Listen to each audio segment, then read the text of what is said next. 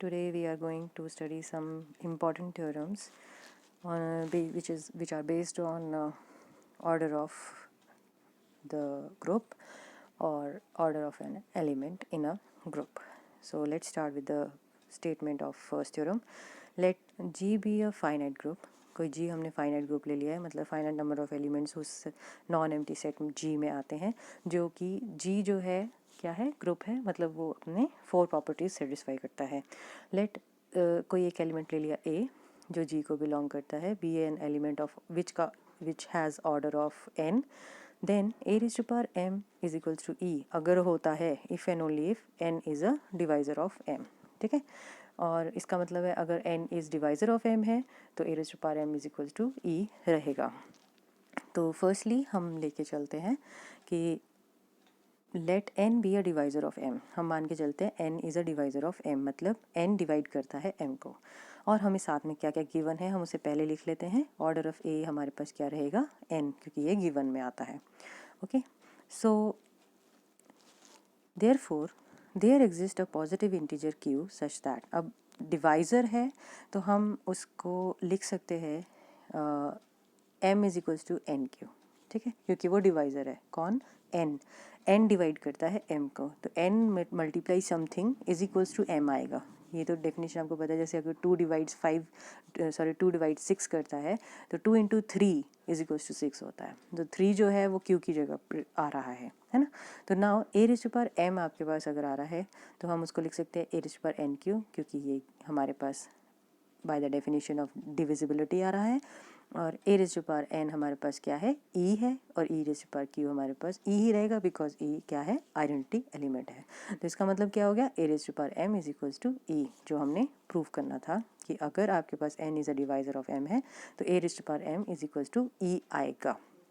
Converse part हमने करना है, जहाँ पे हमें लेके चलना है फर्स्ट थिंग को.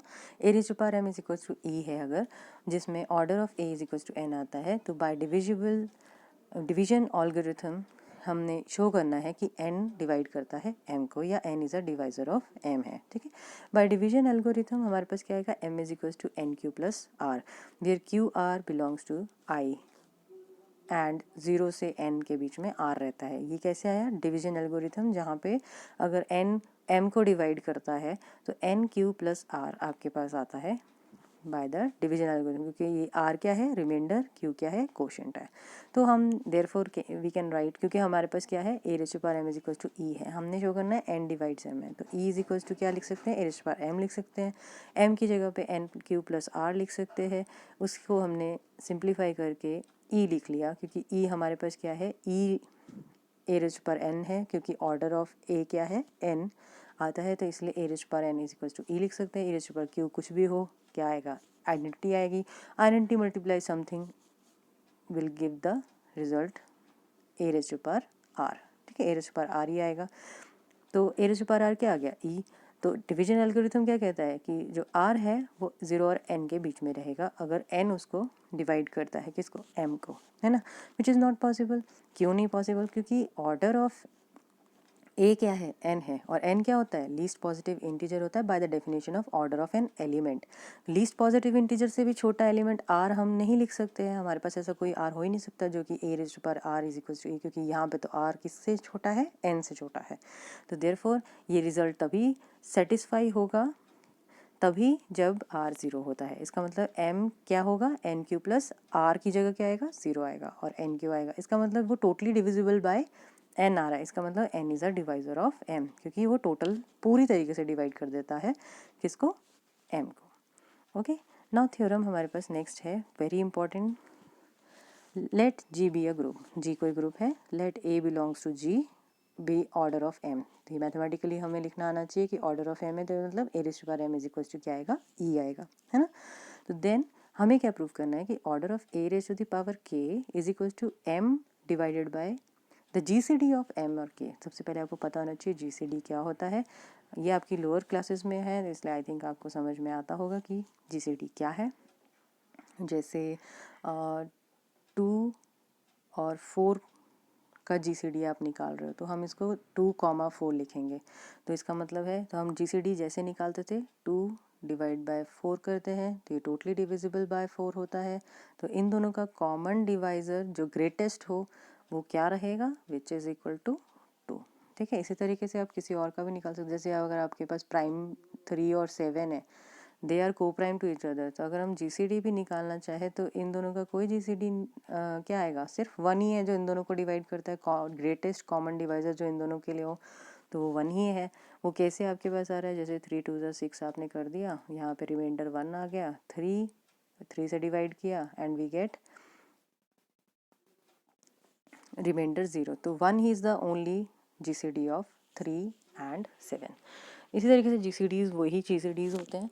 तो let's study this main theorem, और ये कई बार एग्जाम में भी पूछी जाती है। वेयर के क्या है, belong to the set of natural numbers. इन नेचुरल नंबर से ये ध्यान रखिएगा के कभी ज़ीरो नहीं हो सकता है, ना ही वो नेगेटिव हो सकता है, क्योंकि k belongs to the set of natural numbers. तो अब हमारे को प्रूव करना है this is equals to this one. तो order of a raise to power k हम मान के चलते हैं ये टी है, हमें शो करना है t is equals to m over g C D of m k. ये है ना g C D of m और के।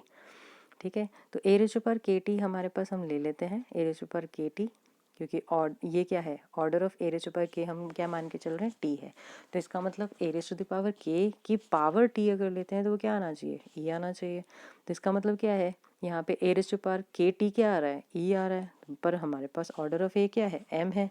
तो ये जो हमने थ्योरम अभी की है, तो अगर हमारे पास a raise to power k t is equal to e आता है, but order of a is equal to m आता है, तो जो भी ऑर्डर होता है वो it must divide the power of a here, जो भी पावर है। तो एम डिवाइड्स के टी आ जाएगा बाय दिस थ्योरम। तो आपको ये पूरी थ्योरम की स्टेटमेंट यहाँ लिखनी चाहिए। ठीक है, उसके बाद ये कैसे लिखा, ये रीजंस आपको ज़रूर देने हैं जब भी आप एग्ज़ाम में इसको प्रूव करें। ठीक है, लेट डी, हमने डी ले लिया जी सी डी ऑफ एम के, क्योंकि जी सी डी है इसलिए हम इसको डी लिख के ले रहे हैं। एम और के का जी सी डी हमारे पास मान के चल रहे हैं हम डी है। तो कहने का मतलब है जो जैसे 2 और 4 का जी सी डी क्या है, 2 है, तो हम इसका मतलब क्या है, 2 जो जी सी डी होता है वो दोनों को डिवाइड करता है, 2 2 को भी डिवाइड करेगा, 2 4 को भी डिवाइड करेगा। इसी तरीके से हमारे पास यहाँ पे क्या आ रहा है कि एम डी डिवाइड, जगह डी क्या है, जी सी डी ऑफ एम के है, तो डी डिवाइड्स एम भी करेगा, डी डिवाइड्स के भी करेगा, मतलब दोनों को ही डिवाइड करेगा। अगर दोनों को डिवाइड करता है तो एम को हम कैसे लिख सकते हैं, एम वन सम डी, जैसे 2 को 2 डिवाइड करता है तो इसको कैसे लिख सकते हैं, 2 इंटू 1 इज इक्वल्स टू 2। अगर 2 डिवाइड्स 4 होता है तो हम 4 को कैसे लिख सकते हैं, 2 इंटू 2। ठीक है, इस तरीके से लिख सकते हैं। तो इसी तरीके से क्योंकि डी जो है वो एम को डिवाइड करता है तो एम को लिख सकते हैं डी समथिंग मल्टीप्लाई बाय, ठीक है, तो डी इंटू एम वन। उसी तरीके से के को कैसे लिख सकते हैं, क्योंकि के को भी डिवाइड करता है तो के वन इंटू डी लिख सकते हैं। जहाँ पे ये कंडीशन रहती है कि के वन और एम वन का जी सी डी 1 आना चाहिए। अब ये कैसे हो रहा है, क्योंकि हमारे पास क्या है, देखिए जैसे 2 और 4 का जी सी डी क्या है, 2 है, तो 2 इज इक्वल्स टू 2 इंटू 1, और 2 इज इक्वल्स सॉरी ये हमारे पास आ रहा है, तो ये आएगा आपके पास 4 इज इक्वल्स टू 2 इंटू 2। तो 2 तो उसका जी सी डी है, तो ये जो एक्स्ट्रा जो आपके पास यहाँ पे मल्टीप्ली में आ रहे हैं, मतलब जो क्वोशंट्स आ रहे हैं, वो आपस में उनका जी सी डी 1 होता है। ठीक है, ये चीज़ आप ध्यान रखिएगा। तो हमारे पास क्या आ रहा है, M1 और K1 का GCD 1 है। ठीक है जी, तो इसका मतलब क्या है, हमें क्या प्रूफ करना है। अब यहाँ देखिए आप, ये चीज़ आ रही है, तो M ये जो आ रही है ये क्या आ रही है, M over D is equal to M1 हो गया। So we need to show क्या आ गया, M, अब यहाँ है M और नीचे वाला क्या है D, तो M ओवर D क्या है, T। तो इसका मतलब M ओवर D हमारे पास यहाँ से क्या आ रहा है, M1। तो हमें क्या शो करना है कि M1 क्या है, T के बराबर है। ठीक है, ये चीज़ आ गई। अब आप जब लिख के इसको समझेंगे, एक एक स्टेप लिखेंगे, तो आपको क्लियर हो जाएगा कि ये कैसे आ रहा है। तो अब ये कैसे हमने प्रूव करना है कि M1 is equals to T। तो अगर हम ये प्रूव कर दें कि M1 divides T and T divides M1, तो ये तभी हो सकता है पॉसिबल जब M1 is equals to T होगा। तो इसके लिए हम क्या करेंगे, सबसे पहले हम m डिवाइड्स के टी, ये हम लिखते हैं। Now m divides k T, ये बात समझ में आ रही है ना, m डिवाइड्स के टी यहाँ से, ठीक है। तो इसमें हमने क्या लिखा, इसको m की जगह लिख दिया m1d, ये जो यहाँ से आया, और के टी की जगह जो k है उसकी जगह पर लिख दिया k1 d, ठीक है, ये यहाँ लिख दिया। अब m1 और k1 में कुछ कॉमन नहीं है, तभी तो कॉमन डिवाइज़र 1 है ना, ठीक है। मतलब 1 के अलावा कुछ और कॉमन नहीं है, तो डी डी कैंसिल हो गया, ये आपके पास आ गया m1 डिवाइड्स k1 t आ गया, डी डी कैंसिल हो गया। GCD of m1 k1 is equal to 1, यही मैं कह रही थी कि m1 और k1 में कुछ कॉमन नहीं है, मतलब सिर्फ 1 के अलावा कुछ कॉमन नहीं है। तो इसका मतलब क्या हुआ, अगर m1 k1 को डिवाइड नहीं करता है, कहने का मतलब यही है कि m1 जैसे 3 और 7 का GCD आपके पास 1 आता है, तो 3 डज नॉट डिवाइड 7, उसका कोई ना कोई रिमाइंडर आएगा, कहने का मतलब ये है। तो इसलिए m1 डिवाइड्स k1 में k1 के साथ तो उसकी कोई नहीं बनती है, तो m1 डिवाइड्स t रहेगा, है ना। तो ये आपके पास इक्वेशन 1 आ गई, m1 डिवाइड t करता है। अगेन अब हमें शो करना है कि t डिवाइड्स m1, तो t डिवाइड्स m1 क्या हमारे पास कैसे आएगा, ऑर्डर की डेफिनेशन लगा के। अब वो कैसे दिखाते हैं हम आपको, a raise to the power k की पावर हमने m1 कर दिया, ठीक है, a raise to power k की पावर हमने m1 कर दिया, a raise to power k m1 आ गया, k की जगह पे लिख दिया k1d और ये हो गया m1। तो इसका मतलब ए raise to power k1d m1 क्या होता है m, a raise to power m हमने सिर्फ लिखा है, ए m1 पहले लिख दिया, k1 बाद में लिखा, और a raise to power m क्या है, order of a is m, तो इसका मतलब ए रेज़ टू पावर m क्या आएगा, e की पावर क्या हो गई k1। एनीथिंग जो आइडेंटिटी है, आइडेंटिटी की पावर कोई भी बढ़ाओ तो आपके पास क्या रहेगी, आइडेंटिटी रहेगी। तो इसका मतलब क्या हो गया कि a raise to power k whole to the power m1 आपके पास क्या आ गया, e आ गया, बट ऑर्डर क्या था ए रेज़ टू पावर k का, t था। तो इसका मतलब क्या हो गया, t डिवाइड्स m1, ठीक है, जो हमने अभी पहले थ्योरम प्रूव करी है। तो इसका मतलब क्या हुआ कि फ्रॉम 1 जहाँ पे m1 डिवाइड्स t था, और 2 जहाँ पे t डिवाइड्स m1 है, t और m1 दोनों बराबर है, और t क्या है आपके पास, order of a raise to the power k, m1 क्या है, m ओवर d, और d क्या है, m over GCD of m के। इसकी क्रोलरी है, if order of a is equals to m होता है, then order of a raise to power k m है, इफ़ तभी होगा, if and only if GCD of m और k 1 होना चाहिए। By above theorem order of a raise to power k is equal to m over m k, जैसे GCD होता है, जो हमने अभी थ्योरम में प्रूव किया। तो हमारे पास क्या आ रहा है, therefore order of a raise to power k क्या आएगा, m आएगा, तभी होगा जब m over m k is equal to 1 होगा, ठीक है। हमने जस्ट ये लिख दिया ना, m के GCD लिखा है, तो therefore if and only if क्या होगा, m के GCD क्या होगा, 1 होगा, अगर ये order of a raise to power k m होता है तो। सेकेंड क्रोलरी है आपके पास, ऑर्डर ऑफ a अगर p है, where p is the prime number, then order of a raise to power k भी प्राइम नंबर ही होगा for all k is equal to 1 to p minus 1, क्योंकि हमें पता है कि GCD आपके पास m k का क्या होता है, इक्वल्स टू 1, ठीक है। Now next theorem which is also very important, let a b, दो एलिमेंट्स हैं और x तीसरा एलिमेंट है, be any element of group g। हमें प्रूव करना है g के तीनों एलिमेंट है, ग्रुप क्या है, g है, इसका मतलब चारों प्रॉपर्टीज को सेटिस्फाई करता है। तो order of a raise to power minus 1 is equal to order of a आना चाहिए। दूसरा है x raise to power minus 1 a x whole to the power k is equal to x raise to power minus 1 a raise to the power k x for all k जो integers को belong करते हैं। ये condition बहुत important है कि integers को belong करते हैं। थर्ड है ऑर्डर ऑफ ए, हमारे पास order of x minus 1 a x आना चाहिए, और फोर्थ है order of A b is equal to order of b a, ठीक है। ये ध्यान रहे, हमें प्रूव करना है। First let's start proof. हम मान के चलते हैं order of a is equal to m है, ऑर्डर ऑफ ए माइनस 1 का क्या है, एन है, दोनों के अलग अलग ऑर्डर्स मान लेते हैं, और लास्ट में बताएंगे कि दोनों के ऑर्डर सेम ही है, बराबर है। तो क्या है इनकी डेफिनेशन, ऑर्डर का डेफिनेशन होता है एम एन दोनों क्या होते हैं, least positive integer such that, कैसे होते हैं, इसको मैथमेटिकली लिखेंगे, a raise to power m e होगा, a raise to power minus 1 की पावर एन भी ई आएगा, क्योंकि order a raise to power minus 1 क्या है, एन है, ठीक है। ये लिख दिया, a raise to power minus 1 whole to the power m आपके पास आता है, a raise to power minus m आ रहा है, ठीक है जी। A raise to power a m whole to the power -1 आ रहा है, जिसको हम क्या लिख सकते हैं, ई रेज़ टू पावर -1, तो कि ई आएगा automatically by the definition of order of a हमने यहाँ पे यूज़ करी।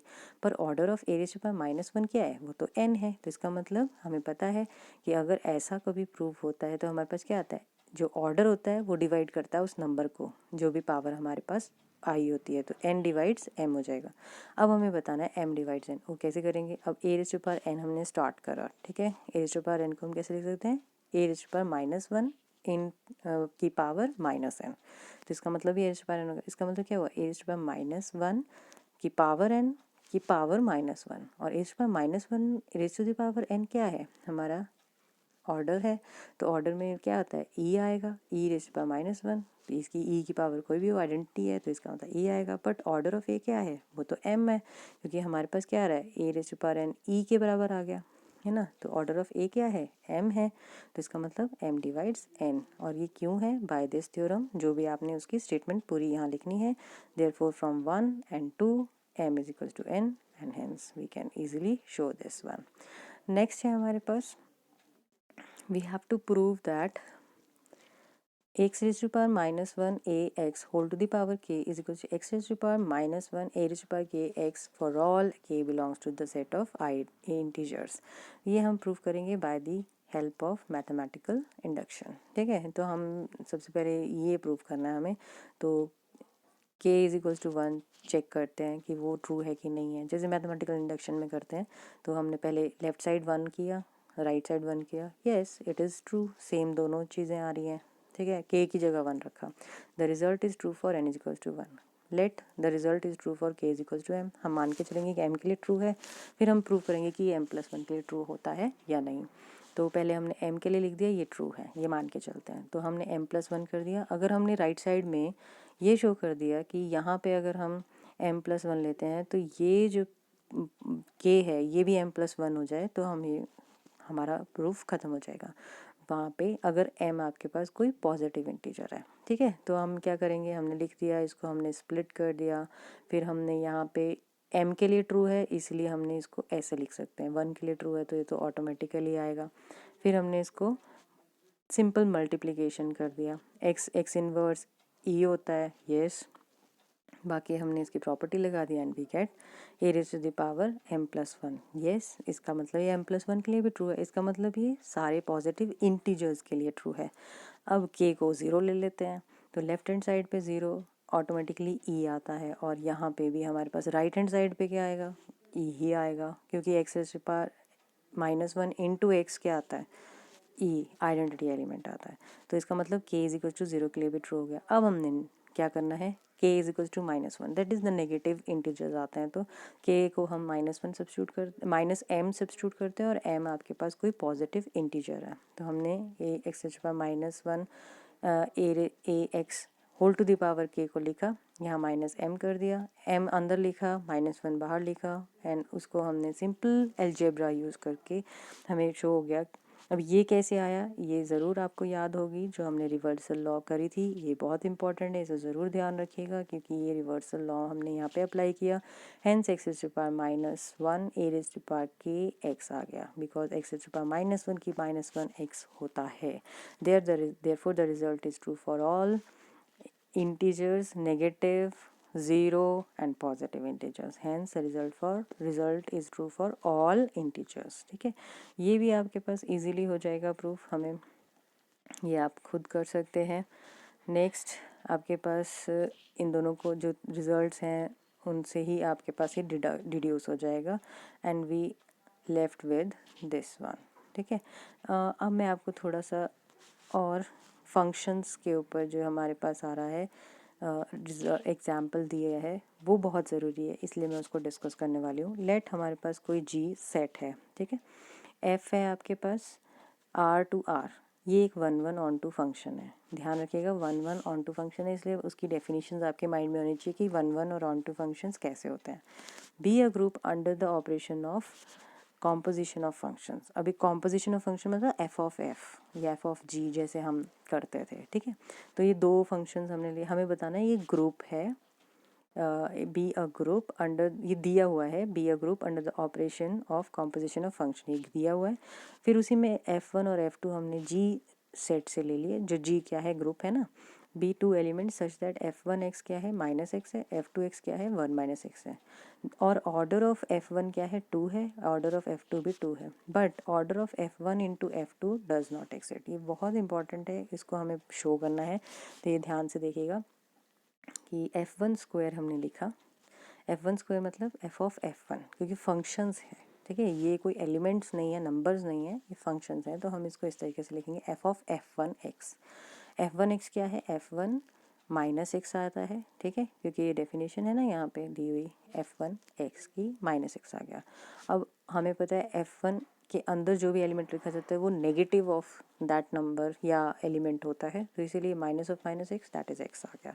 तो हमारे पास क्या हुआ कि वही element F1 square x is equal to x आ गया। तो इसका मतलब ऑर्डर ऑफ F1 क्या हो गया, 2, मतलब 2 बार अगर ऑपरेट किया जाए तो आइडेंटिटी एलिमेंट मिलता है, ठीक है। इसी तरीके से F2 का स्क्वायर हमने लिखा, F2 का स्क्वायर आ गया, F2 ऑफ F2 1 - x हो गया, ये भी x आ रहा है, इसका मतलब इसका ऑर्डर भी 2 है। तो ये हैंस प्रूव हो गया ना कि हमने जो चूज़ किया है ये तो ठीक है।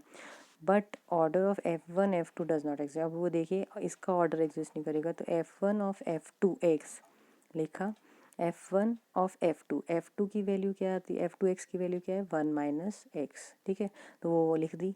अब F1 ऑफ 1 - x क्या होगा, क्योंकि F1 ऑफ x क्या होता है, नेगेटिव ऑफ दिस, ये नेगेटिव आ गया, तो अब ये तो -1 + x आ रहा है, तो इसका मतलब F ऑल्सो एक और चीज़ है कि F1 F2 operated n times भी करो x पे तो भी वो x नहीं आएगा, क्योंकि ये -1 + x आ रहा है, for all n belongs to capital, hence इसका ऑर्डर एग्जिस्ट नहीं करेगा। मतलब जब ऐसा कोई हमारे पास लीस्ट पॉजिटिव इंटीजर नहीं आता जिसकी जो हम पावर में लिख सकें उस नंबर या उस फंक्शन के, जिससे कि वो आइडेंटिटी एलिमेंट बन सके, तो हम कहते हैं the order does not exist.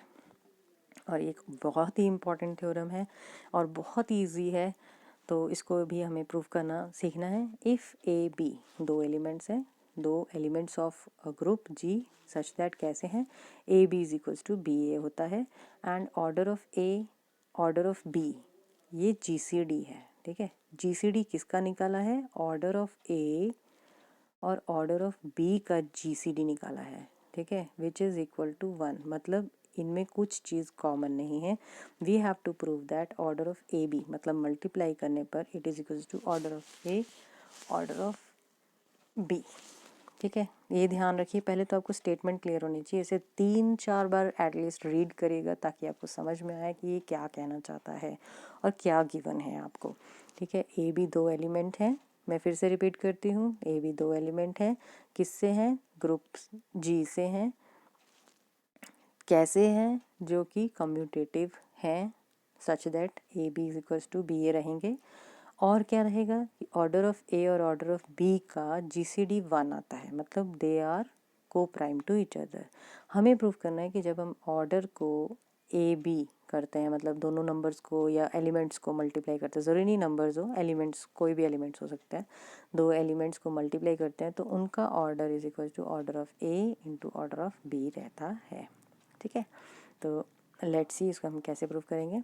Order of ए हम मान के चलते हैं m है, ऑर्डर ऑफ बी हम मान के चलते हैं n है। किस तरीके से है, क्योंकि उनका GCD 1 आता है, ये अभी हमें गिवन में पढ़ लिया है।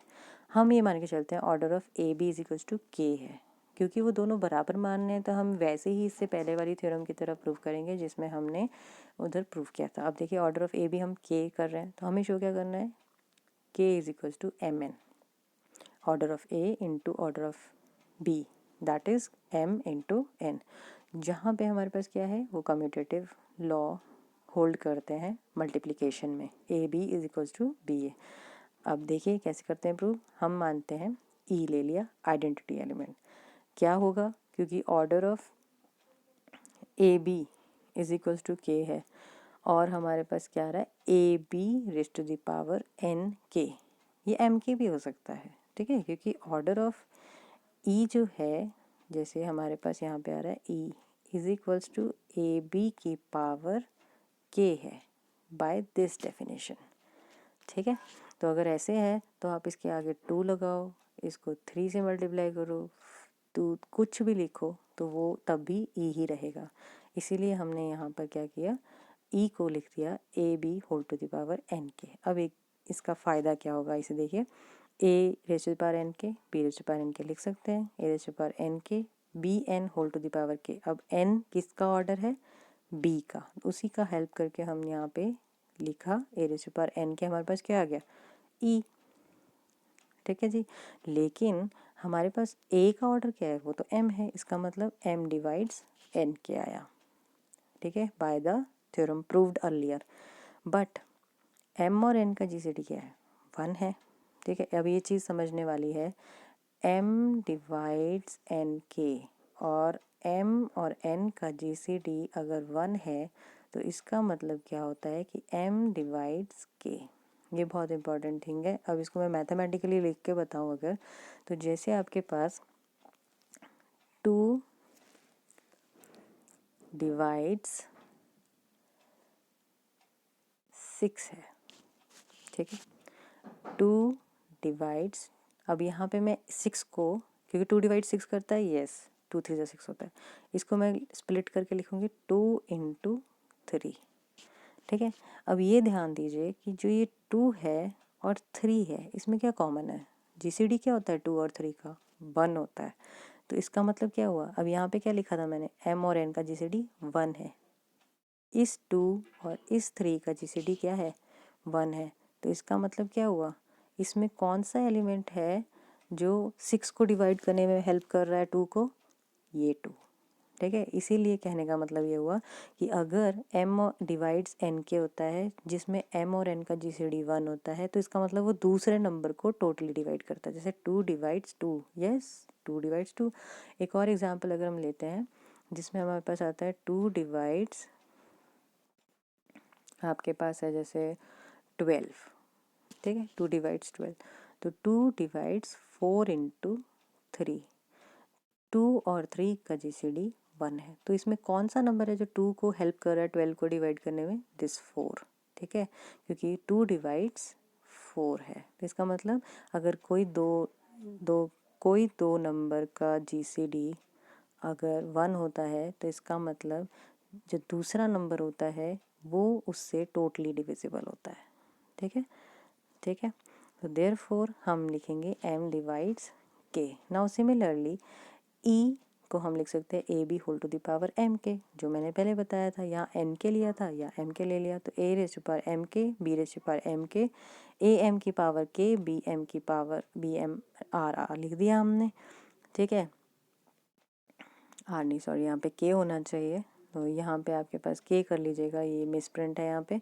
तो e b raise to power M k और ये आपके पास b raise to power M k हो गया, तो b raise to power M k is equals to e आ गया, बट ऑर्डर ऑफ बी क्या है, एन है, इसका मतलब N divides M K, but G C D of M N क्या है, एन डिवाइड्स के आ गया, इसकी वजह से देयरफॉर फ्रॉम 1 एंड 2 हमारे पास आता है एम डिवाइड्स के, एन डिवाइड्स के।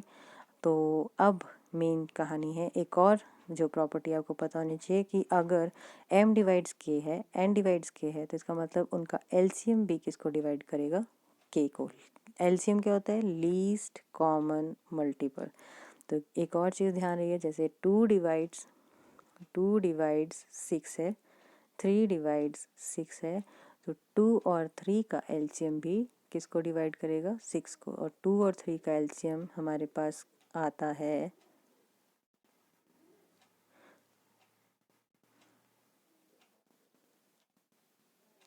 क्या आता है हमारे पास 2 और 3 का एलसीएम,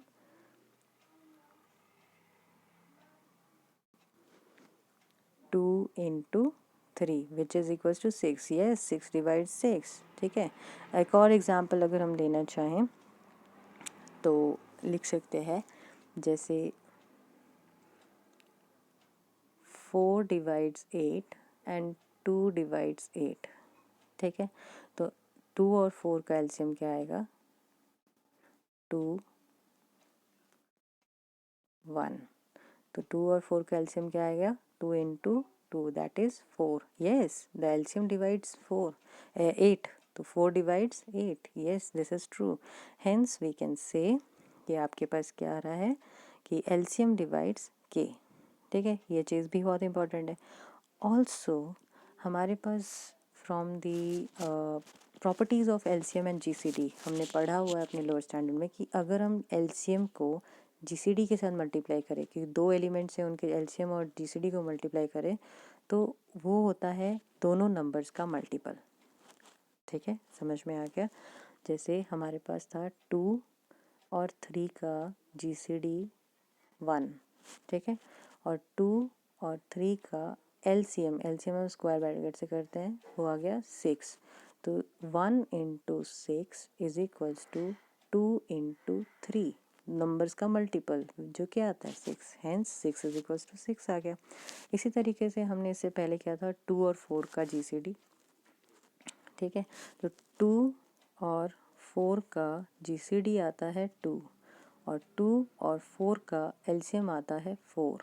ठीक है, तो 2 इंटू 4 ये जीसीडी हो गया, ये एलसीएम हो गया और नंबर भी हो गए 2 इंटू 4 दैट इज़ 8। तो 8 इज इक्वल्स टू 8 हो गया। ठीक है, तो ये इसकी प्रॉपर्टी है। ये इस थ्योरम के लिए बहुत इंपॉर्टेंट है कि हमने LCM into GCD is equal two numbers of multiple.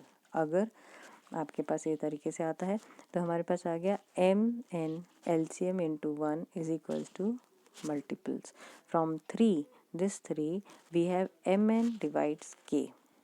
ठीक है जी, ऑब्वियसली ये एम एन आ गया ना, ये एलसीएम की जगह पे आ गया एम एन डिवाइड्स के। इससे पहले हमने प्रूव किया था के डिवाइड्स एम एन, हमें ये ये हमें प्रूव करना है। तो एम एन डिवाइड्स के तो आ गया ना। ये कैसे प्रूव किया था? अच्छा, ये है कैसे प्रूव करेंगे इसको? A B whole to the power M N ले लिया, क्योंकि हमने प्रूव करना है के डिवाइड्स एम एन। तो ऑर्डर ऑफ ए बी क्या है? के है, तो इसका मतलब ऑर्डर डिवाइड्स समथिंग हो सकता है, तो इसलिए एम एन कर दिया। तो ए raise power M n b m n और ये आगे b raise power M n कर लिया। एंड हमारे पास क्या आ गया? ई। तो therefore but order of A B क्या है? के, एंड के डिवाइड्स एम एन। इससे पहले हमने थ्योरम्स में प्रूव किया हुआ है, इसलिए हमारे पास आ गया लास्ट कि from 4 and 5 we get k is equals to m n. And order of a k क्या था? ऑर्डर ऑफ ए बी, और एम एन क्या था? Order of a into order of b. Last but not the least, very important definition of idempotent elements. वो क्या होता है? In a semigroup of capital G, an element A is called idempotent element if A square is equals to A. मतलब किसी भी element को हम idempotent कहेंगे कि कोई भी अगर G सेमी ग्रुप है। ये ज़रूर ध्यान दीजिएगा कि सेमी ग्रुप होना ज़रूरी, ग्रुप होना ज़रूरी नहीं है, सेमी ग्रुप हो वो भी चलेगा। ठीक है, तो यहाँ पर आपके पास आ रहा है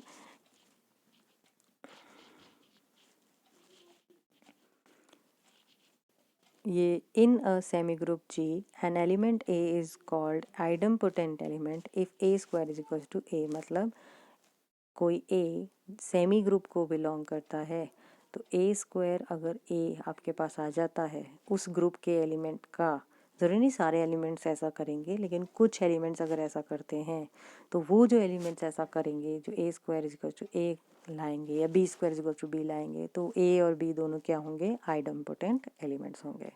तो ये सारी डेफिनेशन और ये थ्योरम्स करें, बहुत इंपॉर्टेंट है। जितनी प्रैक्टिस करेंगे उतना फ़ायदा होगा। Thank you.